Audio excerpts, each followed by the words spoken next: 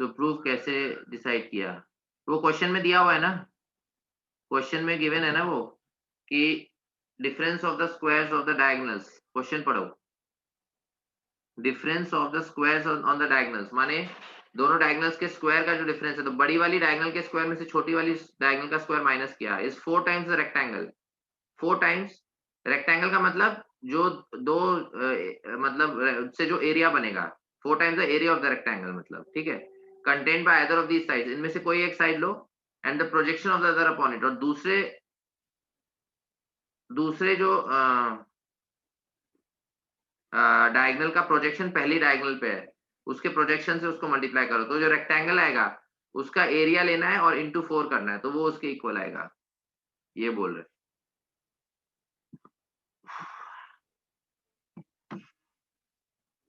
ठीक है, तो वो क्वेश्चन में आपको गिवन है। तो अब ये आपको सोचना है कि इसको कैसे प्रूव करेंगे।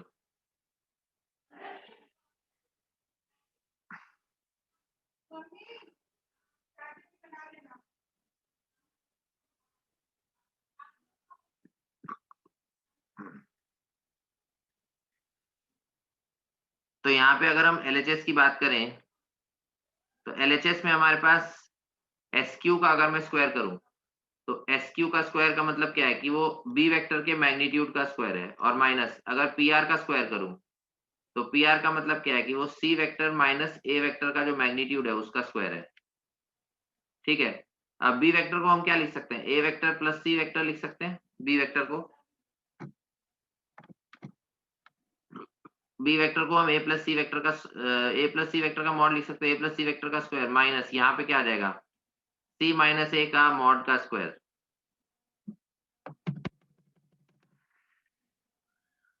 ठीक है, तो इधर अगर मैं इसको सॉल्व करूंगा तो इधर आएगा ए वेक्टर के मॉड का स्क्वायर, फिर सी वेक्टर के मॉड का स्क्वायर, और plus 2 times A dot C, और माइनस फिर यहाँ पे अगर किया तो सी स्क्वायर आएगा और प्लस ए स्क्वायर आएगा, और minus 2 times C dot A आएगा।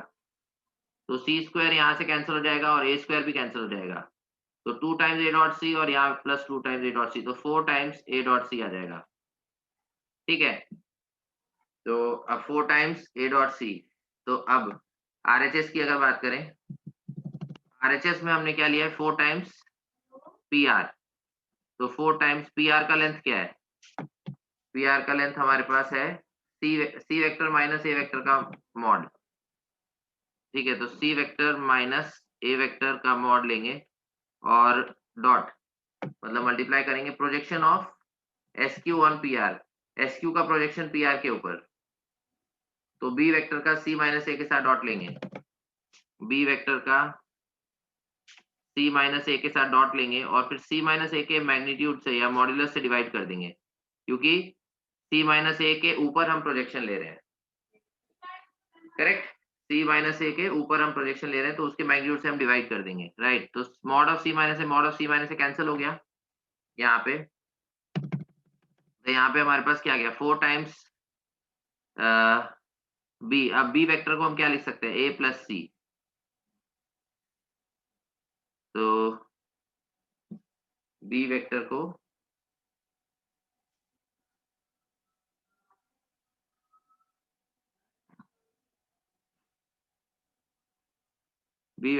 ए प्लस सी लिख सकते हैं, तो ए प्लस सी, और यहाँ पे क्या है, डॉट सी माइनस ए। बी वेक्टर को ए प्लस सी लिखा और डॉट सी माइनस ए, तो ये हमारे पास क्या आ जाएगा, 4 टाइम्स सी डॉट सी यानी मैग्नीट्यूड ऑफ वेक्टर सी का स्क्वायर हो जाएगा, और माइनस ए डॉट ए यानी मैग्नीट्यूड ऑफ वेक्टर ए का स्क्वायर हो जाएगा। ठीक है, सी डॉट सी मैंने मैग्नीट्यूड ऑफ वेक्टर सी का square minus A dot A यानी मैग्नीट्यूड ऑफ वेक्टर ए का स्क्वायर। तो अब ये देखना है कि ये इसके इक्वल है या नहीं, ए डॉट सी के इक्वल।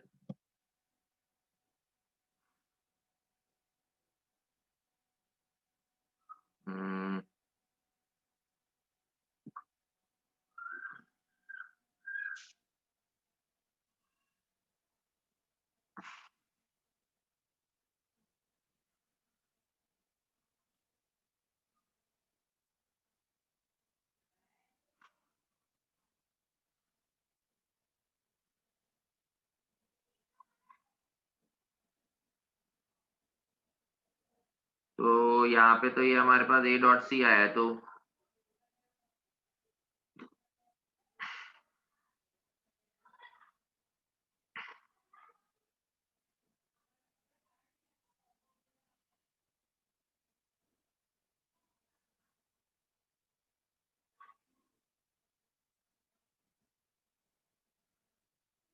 लेकिन ये 4 टाइम्स ए डॉट सी के इक्वल तो आया नहीं, तो ये समझना पड़ेगा ये कैसे करेंगे।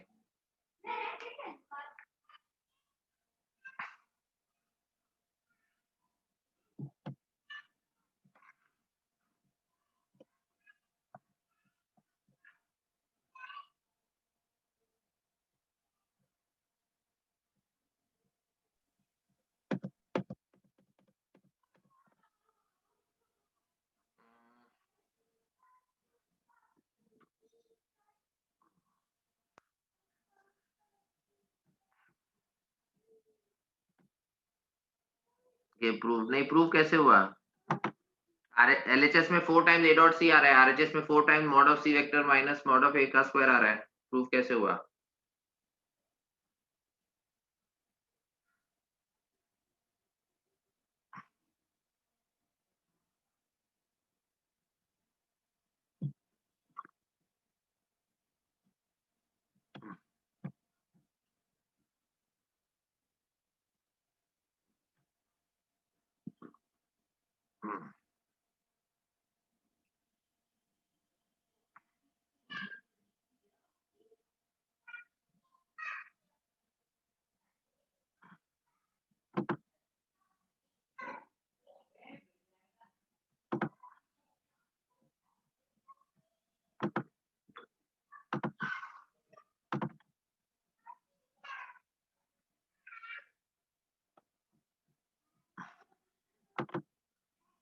पता नहीं, समझ में नहीं आ रहा है, कुछ तो गलती कर रहे हैं या फिर कुछ तो मिस इंटरप्रिटेशन हुआ है।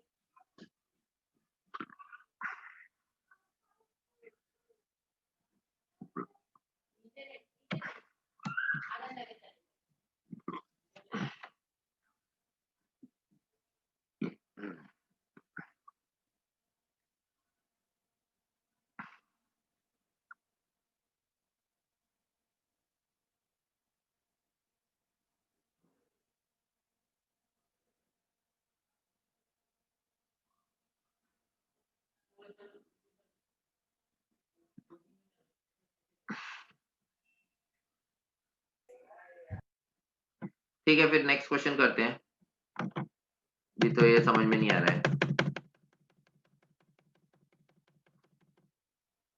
Next question. मेरे बाकी है और डाउट। हाँ, वही मतलब डाउट में देख लेते हैं।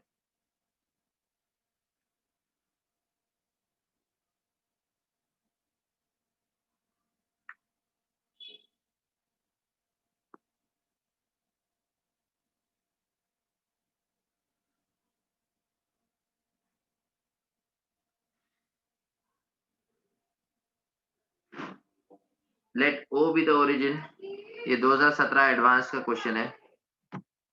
Let O be the origin and let P Q R be an arbitrary triangle.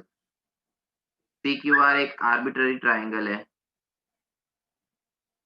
P Q R is an arbitrary triangle और ओ ओरिजिन है। Point S is such that OP dot O Q plus O R dot O S, OP dot OQ plus OR dot OS is equal to OR dot OP dot OP plus OQ dot OS plus OQ dot OS is equal to OQ dot OR plus OP dot OS, OQ dot OR plus OP dot OS. Then the triangle PQR has S as its, तो S जो है triangle PQR के लिए क्या होगा? Centroid होगा, centroid, orthocentre, orthocentre, incentre या circumcentre, ये चारों में से एक है, centroid, orthocentre, incentre या सरकम सेंटर। ओ ओरिजिन है और पी क्यू आर कोई भी आर्बिट्ररी ट्राइंगल है और ये रिलेशन दिया हुआ है OP dot O Q plus O R dot O S is equal to O R dot OP plus O Q dot O S is equal to O Q dot O R plus OP dot O S. तो यहाँ पे आप ओ को origin मान सकते हो, ठीक है, और पी को पी वेक्टर मान लो, इसका पोजीशन वेक्टर क्यू का पोजीशन वेक्टर क्यू मान लो और आर का पोजीशन वेक्टर आर मान लो, फिर सॉल्व करो।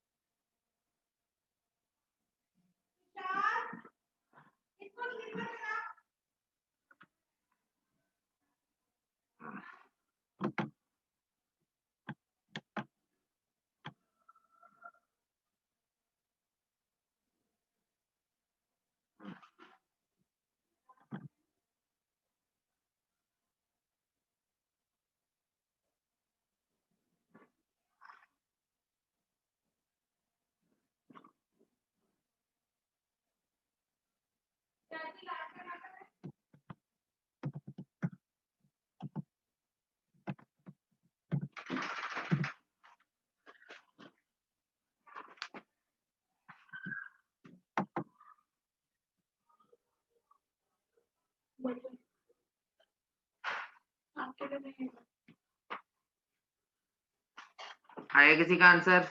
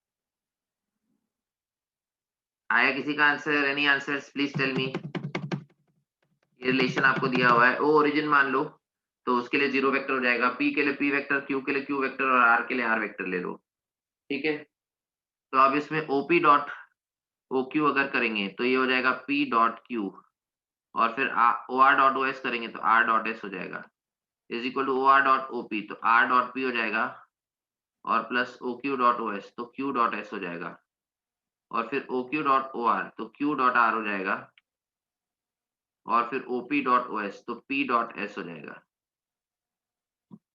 ठीक है। तो अब इसमें ये अगर हमें रिलेशंस को यूज करना है तो पहले हम फर्स्ट और सेकंड रिलेशन की बात करें। तो फर्स्ट और सेकंड रिलेशन की अगर हम बात करें तो पी वेक्टर अगर हम कॉमन लेते हैं तो क्यू वेक्टर और माइनस आर वेक्टर आएगा और इस वेक्टर को अगर हम इधर लेके गए एस वेक्टर कॉमन लिया तो Q vector minus R vector आएगा, ठीक है। तो अब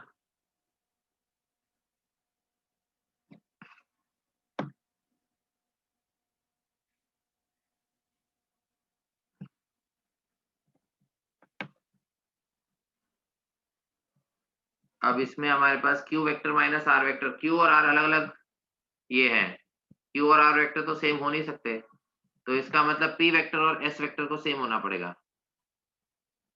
पी वेक्टर और एस वेक्टर को सेम होना पड़ेगा, राइट। तो इसका मतलब S के बारे में बताना है, तो S जो है वो P के साथ कोइंसाइड कर रहा है। S is coinciding with P, right. और इसका जो पोजीशन वेक्टर है वो स्मॉल s वेक्टर आप बोल सकते हो। S is coinciding with P, ठीक है। तो और अगर मैं सेकंड रिलेशन और थर्ड रिलेशन को इक्वेट करूं, R वेक्टर लेफ्ट साइड में आएगा, तो यहाँ पे हमारे पास क्या हो जाएगा, P वेक्टर हो जाएगा और माइनस Q वेक्टर हो जाएगा। और इधर आपके पास S वेक्टर राइट साइड में जाएगा, तो S vector dot P vector minus Q vector हो जाएगा, ठीक है। यहाँ पे R वेक्टर आया, इधर आया तो R वेक्टर कॉमन लिया, डॉट P माइनस Q होगा, और इधर ये आया तो S वेक्टर कॉमन लिया तो डॉट P माइनस Q। अब वापस P और Q अलग अलग हैं, R और, अब एक मिनट, R और S तो सेम हो नहीं सकते, क्योंकि अगर R और S सेम हुए तो P और Q भी सेम हो जाएंगे। तो अगर R और S सेम नहीं है तो फिर हमें P और Q को सेम लेना पड़ेगा। तो यहाँ पे क्या हो रहा है, ये तो ट्रायंगल ही नहीं बन रहा है।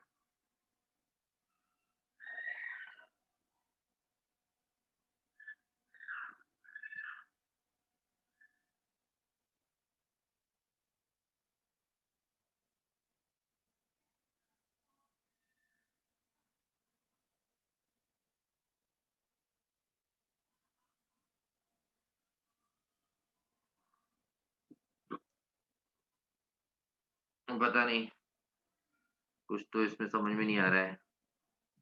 अगर R वेक्टर और S वेक्टर को हम सेम लेते हैं, तो अगर R वेक्टर और S वेक्टर को सेम लिया तो उस केस में P, R और S तीनों ही पॉइंट्स कोइंसाइडिंग हो जाएंगे। तीनों पॉइंट्स कोइंसाइड होंगे तो ट्रायंगल कैसे बनेगा। और अगर R और S को अलग अलग रखना है तो P और Q को सेम लेना पड़ेगा। P और Q को सेम लिया तो भी ट्रायंगल नहीं बनेगा।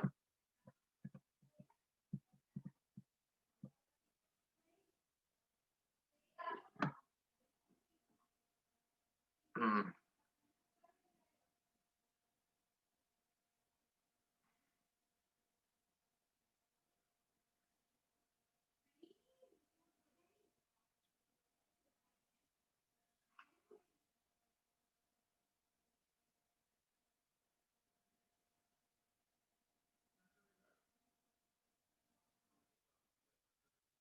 नहीं, ये समझ में नहीं आ रहा है कैसे करना है।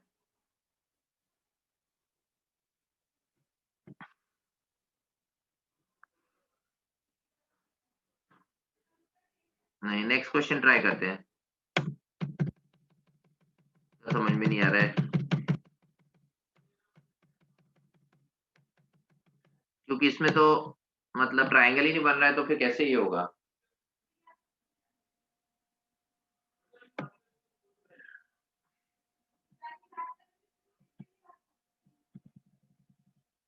अगर मैं इधर P और S को अलग अलग मानूं तो Q और R सेम हो जाएंगे। अगर Q और R सेम होते हैं तो फिर तब भी दो पॉइंट्स कोइंसाइड कर रहे हैं, तो फिर ट्रायंगल कैसे बनेगा। वो जो ओरिजिनल इक्वेशन दिया है ना, हाँ, उसमें से राइट साइड का इक्वेशन अगर लेफ्ट साइड में शिफ्ट किया तो राइट साइड का इक्वेशन लेफ्ट साइड में, राइट साइड का मतलब इक्वेशन मतलब ये वाला इक्वेशन ना, ये, इसको लेफ्ट साइड में ऊपर ले, ऊपर नहीं, ओरिजिनल जो दिया है वो, ओरिजिनल इक्वेशन जो दिया है तो वेक्टर के फॉर्म में तो लिखोगे। वही, हाँ वही। तो इसमें तो हम ओपी ओपी और वो ओ आर कॉमन ले सकते हैं ना, ओ एस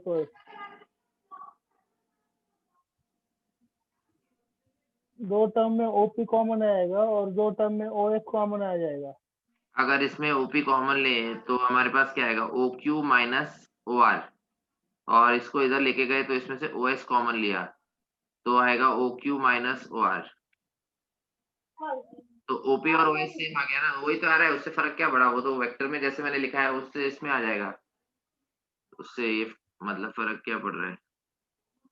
अगर OS और OQ, और या तो OQ माइनस OR को 0 ले लो, मतलब Q और R सेम पॉइंट हो जाएंगे, बट सेम पॉइंट हो नहीं सकते क्योंकि वो ट्रायंगल है। तो इसका मतलब OP और OS सेम हो जाएगा ना, OP वेक्टर और OS वेक्टर सेम हो जाएगा। तो OP और OS वेक्टर सेम होने का मतलब ये है कि P जो है S के साथ कोइंसाइड करेगा।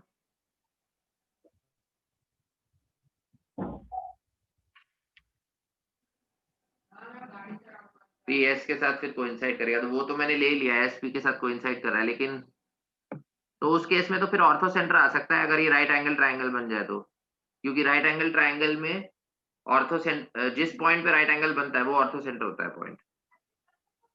तो और तो सेंटर आंसर दिया है। ऑर्थो सेंटर ही दिया है। हाँ, तो हाँ, फिर इससे इतना बोल सकते हैं, क्योंकि नॉर्मली अगर राइट एंगल ट्रायंगल आ जाए तो फिर ऑर्थो सेंटर वर्टेक्स पे आ जाता है, बट बाकी सारे पॉइंट्स जो है वो वर्टेक्स पे नहीं आते हैं। सेंट्रॉइड भी मतलब अंदर या बाहर आ सकते हैं, अ, लेकिन सेंट्रॉइड भी अंदर रहेगा, इन सेंटर भी अंदर रहेगा, और सर्कम सेंटर भी नॉर्मली अंदर ही रहता है। लेकिन ऑर्थो सेंटर एक ऐसा पॉइंट है जो एक्यूट के लिए अंदर रहेगा, राइट एंगल ट्रायंगल के लिए वर्टेक्स पे रहेगा, और ऑब्ट्यूज के लिए बाहर रहता है। तो इसीलिए अगर इसको वर्टेक्स से कोइंसाइड करना है तो फिर ये एंगल राइट एंगल बनना चाहिए। तो ये राइट एंगल बनेगा तो फिर ये पॉइंट ऑर्थो सेंटर बन जाएगा, ऐसे। तो राइट एंगल ट्रायंगल के लिए जिस पॉइंट पे राइट एंगल बनता है वो वर्टेक्स ऑर्थो सेंटर बन जाता है। तो ये बोल सकते हैं फिर। ठीक है, समझ आ गया सबको?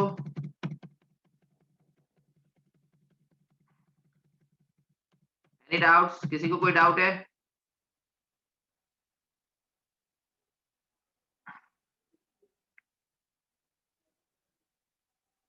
Any doubts in this question? ठीक है, ठीक है, फिर टाइम ऑलमोस्ट ओवर ही हो गया। बाकी के डाउट्स फिर नेक्स्ट सेशन में ट्राई करेंगे, नेक्स्ट क्लास में। ओके,